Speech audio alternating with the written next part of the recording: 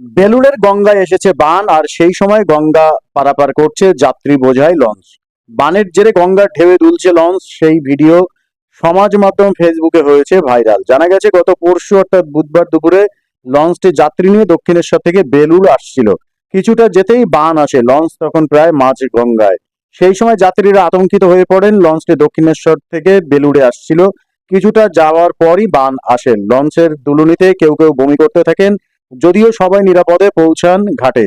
বেলুড় থেকে দক্ষিণেশ্বর পর্যন্ত ferry service চলে সার্ফেস ট্রান্সপোর্ট কর্পোরেশনের অধীনে। অ্যাসিস্ট্যান্ট ইঞ্জিনিয়ার অসিত দাস বলেন, যে ধরনের লঞ্চ তারা এই রুটে চালান সেগুলো সবই নিরাপদ। মাঝে মধ্যে আসা বানে বিপদ হবার সম্ভাবনা নেই। কোটালের বান কিংবা বড় বান এলে জানা যায়, তখন যাত্রী পারাপার বন্ধ রাখা হয়, লঞ্চগুলো সরিয়ে নিয়ে যাওয়া হয় জেটি থেকে।